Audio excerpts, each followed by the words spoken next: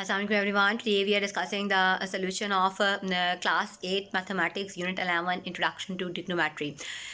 In this unit, first of all, we will discussing the solution of exercise 11.1. In here we have given question number 1 जिसमें हमें right angle triangle given है और हमें trigonometric ratios find out करनी है. Trigonometric ratios का topic हम already कर चुके हैं, उसका लिंक डिस्क्रिप्शन में मौजूद है, आप देख सकते हैं.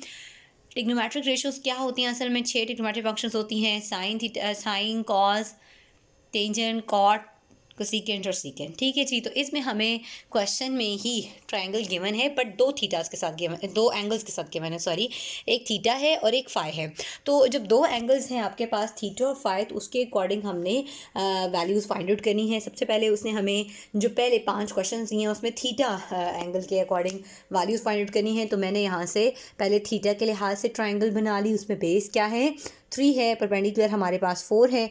आप यहाँ से लिख भी सकते हैं अगर कन्फ्यूजन होती है. परपेंडिकुलर 4 है, हाइपोटेन्यूज 5 है और बेस आपके पास क्या है? 3 है. तो ये चीज़ लिख सकते हैं हम. अब हमें साइन थीटा की वैल्यू निकालनी है और according to trigonometric ratio sine theta होता है सम पीपल हैव, यानी परपेंडिकुलर बाय हाइपोटेन्यूज.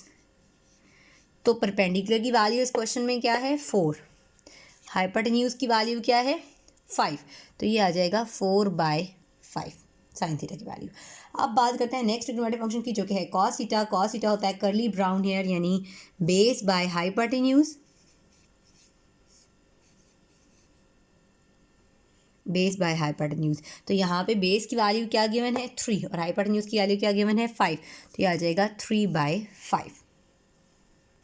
तीसरा पार्ट है इसका, टेंजेंट थीटा की वैल्यू निकालनी है. टेंजेंट थीटा होता है थ्रू प्रॉपर ब्रशिंग, तो परपेंडिकुलर बाय बेस. तो परपेंडिकुलर की वैल्यू क्या है? परपेंडिकुलर की वैल्यू इस ट्राइंगल के अकॉर्डिंग हमारे पास है 4 और बेस है हमारे पास 3, तो 4/3 आंसर आ जाएगा. अब बात करते हैं आगे सीकेंट थीटा की. सीकेंट थीटा होता है 1/cos थीटा. मैंने बताया था आपको कि सीकेंट थीटा इसका इन्वर्स है cos थीटा का, तो हम उसको 1/cos थीटा लिख सकते हैं. मतलब अगर हमें cos थीटा की वैल्यू निकालनी है तो 1/secant थीटा से कर सकते हैं. हमें अभी secant थीटा की वैल्यू निकालनी है तो हम 1/cos थीटा कर लेंगे. cos थीटा की वैल्यू अभी अभी हमने निकाली, दैट इज़ 3/5. तो रेसिप्रोकल ले लेते हैं इसका, यानी 3/5 है तो ये हो जाएगी 5/3. कोसेकेंट थीटा है तो कोसेकेंट थीटा होता है 1/sin थीटा, यानी साइन थीटा का आप रेसिप्रोकल लेंगे. साइन थीटा की वैल्यू इधर हमने फाइंड आउट की हुई है, डेट इज़ 4/5. तो वो हम यहाँ लिख देंगे इसका रेसिप्रोकल लेके, जो कि आएगी 5/4.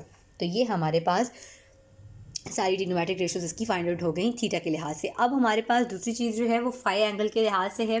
फाई एंगल के लिहाज से कैसे है जी? फाई एंगल हमारे पास है तो उसके लिहाज से बेस वगैरह चेंज हो जाएगी. देखें ये हमारे पास ट्राइंगल गिवन थी, इसमें एक थीटा था एक फाई था. देखें जब फाई हमें गिवन होगा तो फाई को जब हम कंसिडर करेंगे तो ये जो परपेंडिकुलर है ये बन जाएगी बेस. तो बेस हमारे पास आ जाएगी 4, हाइपोटेन्यूज तो वही रहेगा और ये परपेंडिकुलर बन जाएगा 3. तो ये मैंने इसको फिर उस लिहाज से ट्राइंगल बना के सेट किया है, क्योंकि जब एंगल चेंज होता है तो फिर आपके पास ट्रायंगल भी चेंज हो जाएगी. तो जो हमारे पास बेस थी वो परपेंडिकुलर बन गया और जो परपेंडिकुलर था वो हमारे पास बेस बन गया. अब हमें चाहिए कि इसकी वैल्यू कॉट फाई की. कॉट फाई की वैल्यू हमें पता है कि cot is an reciprocal of tangent. तो पहले टेंजेंट की वैल्यू पता होगी तो हम कॉट की निकाल सकते हैं. अगले पार्ट में उससे बाई चांस टेंजेंट फाई पूछा हुआ है तो वहाँ पर हम निकाल लेते हैं. टेंजेंट की वैल्यू क्या होती है? टेंजेंट होता है जी थ्रू प्रॉपर ब्रशिंग, मतलब परपेंडिकुलर बाय बेस. तो परपेंडिकुलर की वैल्यू क्या है इधर? 3 और बेस की वैल्यू है 4, तो 3/4 आ जाएगा. बट हमें कॉट फाई की वैल्यू चाहिए तो that is the reciprocal of tangent phi. Tangent phi की जो भी वैल्यू आई हुई है उसको उलट कर दें तो आपके पास आ जाएगा कॉट फाई, यानी 4/3. अब साइन फाई है. साइन फाई हमें पता है क्या होता है? सम पीपल हैव, यानी परपेंडिकुलर बाय हाइपोटेन्यूज. तो इस ट्राइंगल में परपेंडिकुलर आपके पास 3 है, हाइपोटेन्यूज 5 है, आ जाएगा 3/5. सीकेंड होता है रेसिप्रोकल कॉस का, तो 1/cos फाई आ जाएगा. लेकिन हमें cos फाई की वैल्यू पता होगी तभी हम सीकेंड की निकाल सकते हैं. अगले पार्ट में बाई चांस cos फाई उसने कहा है फाइंड आउट करने के लिए, तो पहले हम cos फाई निकाल लेते हैं. कर्ली ब्राउन हेयर यानी बेस बाय हाइपोटेन्यूज होता है. तो बेस की वैल्यू क्या है आपके पास? 4. हाइपोटेन्यूज की वैल्यू क्या है? 5. तो आ जाएगा 4/5. और सीकेंड की निकालनी है तो वो रेसिप्रोकल हो जाएगा कॉस का, यानी 5/4। तो इस लिहाज से हमारे पास फर्स्ट पार्ट कंप्लीट हो गया है। ये आपके पास फर्स्ट का सारी ट्रायंगल कंप्लीट हुई है। इस पे 2 ट्रायंगल्स गिवन है, दूसरे को भी हम फाइंड आउट करेंगे। अभी हमने पहली फाइंड आउट की है, उसमें हमने सारी ट्रिग्नोमेट्रिक रेशियोज जो हैं थीटा और फाई के साथ कैलकुलेट कर ली हैं। जी, अभी हम क्वेश्चन नंबर 1 का इसमें क्वेश्चन नंबर 1 में एक और ट्रायंगल गिवन है, उसको भी सॉल्व करेंगे। उस पे हमारे पास है बेस 15, मतलब हमारे पास जो ट्रायंगल है वो ये है कि 50 ए बी की वैल्यू ए बी साइड की 15 है थीटा के साइड लिहाज से, और परपेंडिकुलर 8 है और हाइपोटेन्यूज 17 है। बट इसमें भी थीटा और फाई दोनों हैं। तो सबसे पहले हमने थीटा के लिए ट्रायंगल ड्रॉ कर ली, फाई को हमने ओमिट कर दिया, फाई के लिए बाद में ड्रॉ करते हैं। तो थीटा के लिए बेस जो है थीटा के अकॉर्डिंग बेस 15 है, परपेंडिकुलर 8 है और हाइपोटेन्यूज 17 है। तो उसके लिए हमें पहली ट्रिग्नोमेट्रिक रेशियो साइन थीटा की वैल्यू निकालनी है, that is perpendicular by hypotenuse. तो परपेंडिकुलर की वैल्यू क्या है जी 8, हाइपोटेन्यूज की क्या है 17। तो यहाँ से आ जाएगा 8/17। अगला है कॉस थीटा। कॉस थीटा क्या होता है जी, कर्ली ब्राउन हेयर, यानी बेस बाय हाइपोटेन्यूज। तो बेस है 15, हाइपोटेन्यूज है 17, तो 15/17 आ जाएगा। ठीक है जी। थर्ड पार्ट की बात करते हैं। थर्ड पार्ट में है tangent theta, that is through proper brushing, यानी परपेंडिकुलर बाय बेस। तो यहाँ पे परपेंडिकुलर 8 है और बेस हमारे पास है 15, तो 8/15 आ गया।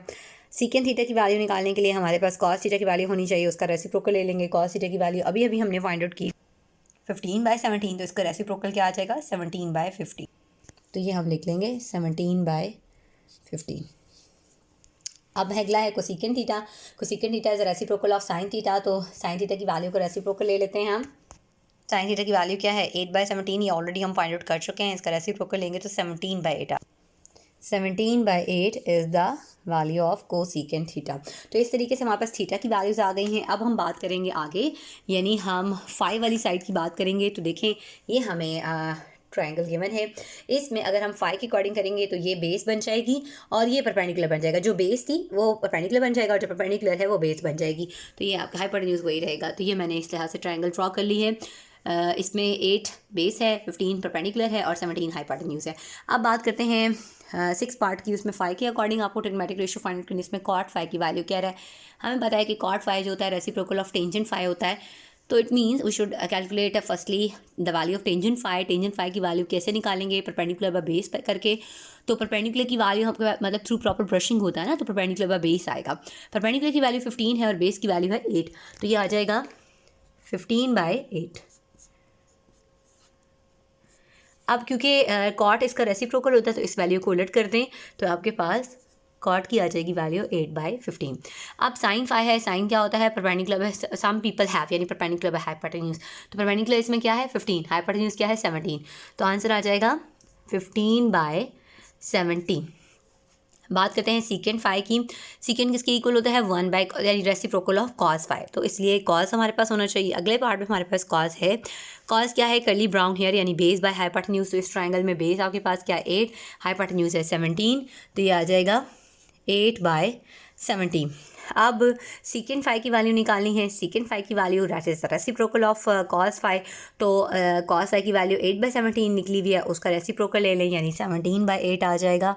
तो ये हमारे पास सीकेंड फाई की वैल्यू आ जाएगी। तो इस तरीके से क्वेश्चन नंबर 1 की जो सेकेंड ट्रायंगल थी, यानी सेकेंड पार्ट था, वो भी आपका कंप्लीट हो गया। और इस लिहाज से हमने ट्रिग्नोमेट्रिक रेशियो की वैल्यूज़ फाइंड आउट कर ली हैं सारी की सारी। Now we are discussing the solution of question number 2 of exercise 11.1. In question number 2 we have given the triangle, और इसमें हमें कोई वैल्यू नहीं गिवन साइड्स की, जस्ट हमें इस तरह की ट्रायंगल गिवन है। और इस ट्रायंगल में हमने जो 90 डिग्री एंगल है उसके अकॉर्डिंग देखा कि बेस क्या बन रही है और परपेंडिकुलर क्या बन रहा है। देखिए जी, 90 डिग्री का जिसके साथ एंगल होता है वो परपेंडिकुलर होता है। परपेंडिकुलर के सामने वाली साइड हाइपोटेन्यूज होती है और ये बेस होती है। बट हमने जो ट्रिग्नोमेट्रिक रेशियोज फाइंड आउट करनी है वो तो एंगल के लिहाज से करनी है, ए और सी के लिहाज से। तो सबसे पहले हमें एंगल ए के लिहाज से ट्रायंगल बनानी है। तो जब एंगल ए को हम एज ए बेस एंगल लेंगे तो उसके अकॉर्डिंग अगर मैं ये एंगल ए बेस लूँ, मतलब बेस एंगल लूँ, तो इसके अकॉर्डिंग ये बेस है और ये परपेंडिकुलर है और ये हाइपोटेन्यूज है। तो उसको मैंने सीधे तरीके से ट्रायंगल को ड्रॉ कर लिया ताकि हमें वैल्यूज़ लेने में आसानी हो। तो इस तरीके से बनेगी। तो साइन थीटा क्या होता है, सम पीपल है, यानी परपेंडिकुलर बाय हाइपोटेन्यूज। तो परपेंडिकुलर की वैल्यू क्या है आपके पास, BC, साइड BC, ठीक है जी। और हाइपोटेन्यूज की वैल्यू क्या है, साइड AC या CA, तो साइड AC या CA हम कर लेंगे, ठीक है जी। तो ये आपके पास साइन की वैल्यू आ गई। उसके बाद कॉस की हमने निकालनी है। कॉस क्या होता है, कर्ली ब्राउन हेयर यानी बेस बाय हाइपोटेन्यूज। तो बेस की वैल्यू क्या है आपके पास, बेस की वैल्यू है AB या BA, और हाइपोटेन्यूज की क्या वैल्यू है, AC। देन आपके पास टेंजेंट थीटा है। टेंजेंट थीटा क्या होता है, थ्रू प्रॉपर ब्रशिंग यानी परपेंडिकुलर बाय बेस। परपेंडिकुलर की वैल्यू इधर क्या है, साइड BC, और बेस की वैल्यू है साइड AB या BA। तो ये हमने इस तरीके से टेंजेंट एंगल A की value, tangent for angle A निकाल लिया। अब एंगल C के अकॉर्डिंग उसने हमें कहा ये 3 ट्रिग्नोमेट्रिक रेशियोज फाइंड आउट करें, साइन कॉस और टेंजेंट की। तो C के अकॉर्डिंग अगर हम C को बेस एंगल लेंगे तो C के अकॉर्डिंग जो बेस है वो हमारे पास BC साइड बनेगी, और परपेंडिकुलर जो है ना, ये अगर हम लेते हैं ना एंगल C को एज ए बेस एंगल लेते हैं, तो इसके अकॉर्डिंग ये साइड जो है ये बेस बन जाएगी, और बेस के साथ ये परपेंडिकुलर बन जाएगा। अगर C बेस एंगल लेते हैं, ठीक है जी, ये परपेंडिकुलर बन जाएगा और हाइपोटेन्यूज वही रहेगा, ठीक है। तो इसको मैं अगर सीधे तरीके से बनाऊं ट्रायंगल, तो ये बनेगी, BC हमारे पास बेस आ जाएगी, AB हमारे पास परपेंडिकुलर आ जाएगा, और AC हमारे पास हाइपोटेन्यूज आ जाएगा। तो अब साइन एंगल C के अकॉर्डिंग जब हमने लिया वो क्या होता है, सम पीपल है यानी परपेंडिकुलर बाय हाइपोटेन्यूज। तो परपेंडिकुलर क्या है आपके पास, AB या BA, और हाइपोटेन्यूज आपके पास AC या CA है, तो AC कर लेते हैं इसको। और कॉस एंगल C के लिए है कर्ली ब्राउन हेयर यानी बेस बाय हाइपोटेन्यूज। तो बेस क्या है इसमें, BC, और हाइपोटेन्यूज क्या है, AC। ये आपके पास आ गया। टेंजेंट एंगल C के लिहाज से क्या है, थ्रू प्रॉपर ब्रशिंग यानी परपेंडिकुलर बाय बेस। तो परपेंडिकुलर आपके पास क्या है, AB, और बेस क्या है आपके पास, BC। तो ये आपके पास ट्रिग्नोमेट्रिक रेशियोज निकल आई क्वेश्चन नंबर 2 के लिए। एक दफ़ा हमने एंगल A कंसिडर करके बेस एंगल फाइंड आउट किया, और एक दफ़ा एंगल C का बेस कंसिडर करके हमने ये वैल्यूज़ निकाली। Now we are discussing the solution of question number 3 of 11.1 exercise. In question number 3 we have given a right angle triangle ABC, and we also given angle B that is 90 degree and angle C that is 60 degree. और हमें एक और चीज़ given है sine trigonometric function sine angle C की angle C के according कि C/B होती है। तो आपने बाकी सारे ट्रिग्नोमेट्रिक रेशियोज की वैल्यूज़ फाइंड आउट करनी है। लेकिन जो कंडीशन हमें दी हुई हैं उनसे हम पहले ट्रायंगल को सेट कर लेते हैं। हमें पहली चीज़ क्या थी, ट्रायंगल ABC, वो हमने बना दी। अब वो किसके अकॉर्डिंग बनानी थी कि एंगल B जो है वो हमारे पास 90 डिग्री हो। तो यहाँ से हमने एंगल B 90 डिग्री शो कर दिया। ये जो ट्रायंगल है, सॉरी जो स्क्वायर है, ये एंगल 90 को शो कर रहा है। फिर एंगल C क्या था, 60 डिग्री, तो C भी हमने 60 डिग्री एंगल बना दिया। तीसरी चीज़ जो हमें दी हुई थी वो ये थी कि angle sine for angle C is equal to C/B, मतलब सम पीपल हैव होता है परपेंडिकुलर बाय हाइपोटेन्यूज। तो C की वैल्यू क्या होगी, C जो है वो परपेंडिकुलर की वैल्यू होगी, और हाइपोटेन्यूज की वैल्यू क्या होगी, B होगी। तो इस तरीके से हमने ये एक ट्रायंगल बना ली, बट हमारे पास बेस की वैल्यू नहीं given. According to the Pythagoras theorem हमारे पास क्या होता है, हाइपोटेन्यूज का square that is equal to base का स्क्वायर प्लस परपेंडिकुलर का स्क्वायर होता है। तो हाइपोटेन्यूज की वैल्यू हमें गिवन है अकॉर्डिंग टू ट्रायंगल B, और बेस की साइड BC है, हमने BC से डाल दिया। परपेंडिकुलर की वैल्यू थी C, तो C स्क्वायर आ गया। अब ये C स्क्वायर यहाँ पे प्लस हो रहा है, दूसरी साइड पे जाके माइनस होगा, तो यहाँ से BC के स्क्वायर की वैल्यू आ गई B square minus C square. Taking square root on both sides किया हमारे पास, तो यहाँ से स्क्वायर रूट से कैंसिल हो जाएगा, तो BC की वैल्यू आ जाएगी square root of B square minus C square. अब जो फर्स्ट पार्ट है उसमें हमें वैल्यू चाहिए साइड BC की और साइड AB की। तो साइड BC की अभी हमने फाइंड आउट की है, जो कि है square root of B square minus C square. और AB साइड कौन सी है, AB साइड है ये परपेंडिकुलर वाली, तो इसकी वैल्यू क्या है, C। According to the given condition इसकी वैल्यू C थी, तो यहाँ पे हम C डाल देंगे, तो हमारे पास रिक्वायर्ड रिजल्ट आ जाएगा। फिर कहता है cos 60 cos 60 है, तो देखें कर्ली ब्राउन हेयर होता है ना, cos 60 मतलब ये बेस वाला एंगल है, तो 60 के लिए हमारे पास यही मेजरमेंट रहेंगी। अब हमने ये वैल्यू फाइंड आउट कर ली है बेस की, तो यहाँ पे मैं बेस डाल देती हूँ ताकि बाकी वैल्यूज़ लेने में हमें आसानी हो। तो cos 60 क्या होता है, कर्ली ब्राउन हेयर यानी बेस बाय हाइपोटेन्यूज। तो बेस क्या है हमारे पास, बेस अभी हमने निकाली square root of B square minus C square, और हाइपोटेन्यूज की वैल्यू क्या है हमारे पास, बी। तो ये आंसर आ गया आपके पास। अब टेंजेंट 60 है, टेंजेंट 60 किसके इक्वल होता है, थ्रू प्रॉपर ब्रशिंग यानी perpendicular by base.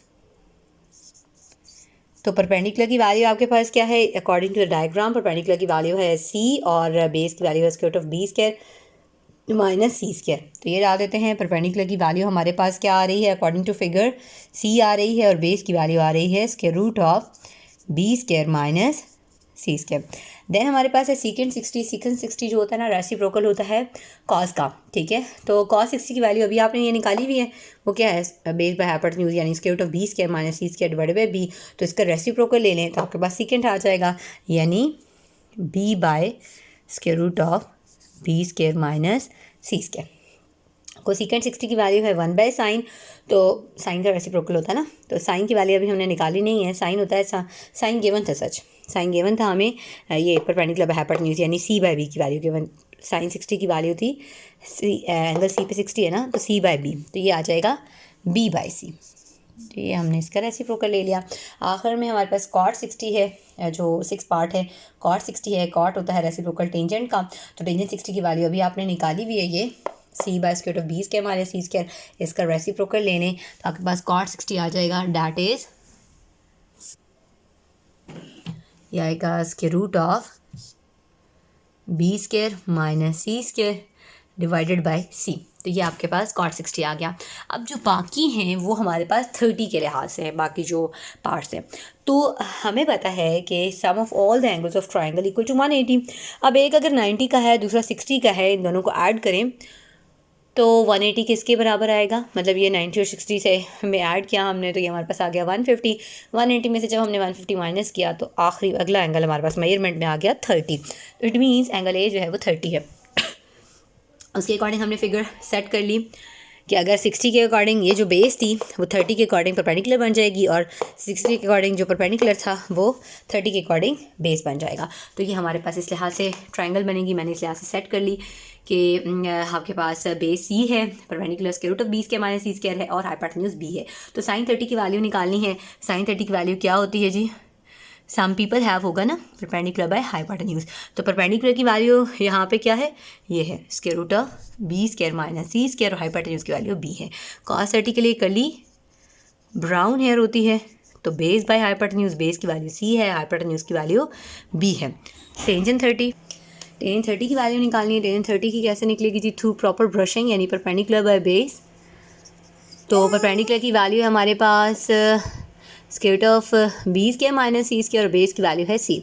Secant theta था, रेसिप्रोकल होता है कॉस 30 का, तो कॉस 30 की वैल्यू सी बाई बी निकाली हुई है, तो ये हो जाएगी reciprocal B by C. Cosecant theta की वैल्यू, कोसेकेंड 30 की वैल्यू होगी रेसिप्रोकल साइन 30 का, तो साइन 30 की वैल्यू हमने निकाली हुई है, उसको हम कर लेंगे B by square root of B square minus C square. Cot 30 1 by tangent 30 है, तो ये आ जाएगा टेन 30 आ गया सी बाय मतलब कॉट 30 की वैल्यू रेसिप्रोकल थी टेन 30 का, तो ये C by square root of B square minus C square आ गया। That is required result. Now we are discussing the solution of question number 4 of exercise 11.1. In question number 4, we want to calculate the value for 2 sin 60 cos 60. तो sin 60 होता है हमारे पास square root of 3/2, cos 60 होता है 1/2। ये 2 से cancel है, तो हमारे पास आंसर आ जाएगा स्क्वायर रूट ऑफ 3/2। बात करते हैं नेक्स्ट क्वेश्चन की, जो कि है 2 sin 45 cos 45। तो sin 45 पे होता है 1 बाय स्क्वायर रूट ऑफ 2, और cos 45 पे भी होता है 1 बाय स्क्वायर रूट ऑफ 2। तो ये 2 by square root of 2 plus 2 by square root of 2 आ जाएगा। एलसीएम लेंगे स्क्वायर रूट ऑफ 2, 2 पर 2 प्लस 2 4 आ जाएगा, तो 4 बाय स्क्वायर रूट ऑफ 2 हमारे पास रिक्वायर्ड रिजल्ट आ जाएगा। अगला है cos 60 cos 30 sin 60 sin 30। तो cos 60 होता है 1/2, cos 30 होता है स्क्वायर रूट ऑफ 3/2। sin 60 होता है स्क्वायर रूट ऑफ 3/2 और sin 30 होता है 1/2। अब इनको अगर हम मल्टीप्लाई करें तो ये हमारे पास आएगा स्क्वायर रूट ऑफ 3/4, ये भी आएगा स्क्वायर रूट ऑफ 3/4। दोनों सेम है, माइनस हो रहे हैं, तो आंसर विल बी 0। इसका आंसर 0 आ जाएगा। अगला जो फोर्थ पार्ट है इस क्वेश्चन नंबर 4 का, इसमें हमें ये कहता है कि जी इसमें वही सेम टर्म्स हैं जो 3 में थी, but thing different is that के इसमें प्लस साइन है, तो प्लस की वजह से हम अब फिर इसको ऐड करेंगे, तो माइनस था ना तो वो कैंसिल आउट हो गया था। इधर अब देखते हैं क्या आता है। cos 60 की वैल्यू है 1/2, cos 30 की वैल्यू है √3/2। इधर sin 60 की √3/2 और sin 30 की 1/2। यहाँ से आ गया जी √3/4 plus √3/4। We take LCM that is 4, तो ये आ जाएगा √3 प्लस √3 तो 2 √3/4। 2 1 2, 2 2 4, तो ये आंसर आ जाएगा √3/2। तो इस तरीके से हमारे पास क्वेश्चन नंबर 4 का सोल्यूशन जो है वो कंप्लीट हो गया। That is our required result. Now we are discussing the solution of review exercise 11. In the review exercise, question 1 is for the MCQs and we are solving here question number 2 and question number 3 of review exercise 11. Question number 2 में हमें कहता है values find out करें 2 sin 45 और cos 45 की। sin 45 की value होती है 1/√2, 1/√2 और cos 45 की 1/√2 है। अभी आ जाएगा 2/√2 प्लस 1/√2। तो एलसीएम जब हम लेंगे तो ये √2 एलसीएम में आ जाएगा और ये 2 + 1 3, तो 3/√2 आपके पास आंसर आ जाएगा इस क्वेश्चन का। सेकेंड पार्ट हमारे पास 2 cos 30 sin 30, तो cos 30 की वैल्यू होती है √3/2, sin 30 की होती है 1/2, ये 2 2 से कैंसिल, तो आंसर आ गया √3/2। अगला है 2 sin 45 प्लस 2 cos 45, sin 45 की वैल्यू होती है 1/√2, cos 45 की भी 1/√2 होती है, तो ये आ जाएगा 2/√2 प्लस 2/√2, तो √2 हम एलसीएम ले लेंगे, तो 2 + 2 ये हो जाएगा 4, तो 4/√2 इसका आंसर आ गया थर्ड पार्ट का। फोर्थ पार्ट की बात करते हैं, टेंजेंट 45 cot 45 है, तो टेंजेंट 45 होता है 1 और cot 45 भी 1 ओवर टेंजेंट होता है, तो वो भी 1 होता है। 1 को 1 से जब मल्टीप्लाई करेंगे answer will be 1। Now we are moving to question number 3। Question number 3 में कहता है sin 45 और cos 45 की वैल्यू 1/√2 है, तो आप वैल्यूज़ फाइंड आउट करें इन तीनों पार्ट्स की। तो sin 45 और cos 45 की वैल्यू दोनों की 1/√2 है। जब दोनों को ऐड करेंगे एलसीएम लेंगे तो ये आ जाएगा 1 + 1 2/√2।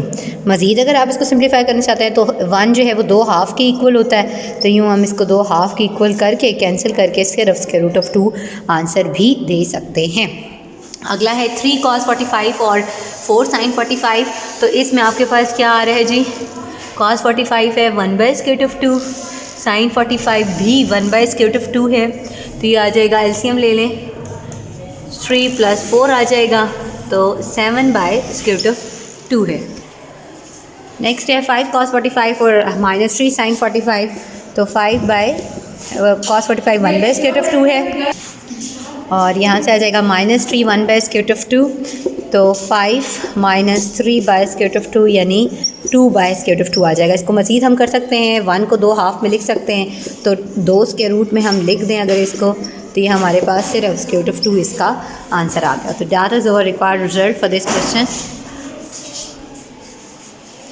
रिव्यू एक्सरसाइज का ये सोल्यूशन है रिव्यू एक्सरसाइज के क्वेश्चन नंबर 2 और क्वेश्चन नंबर 3 का।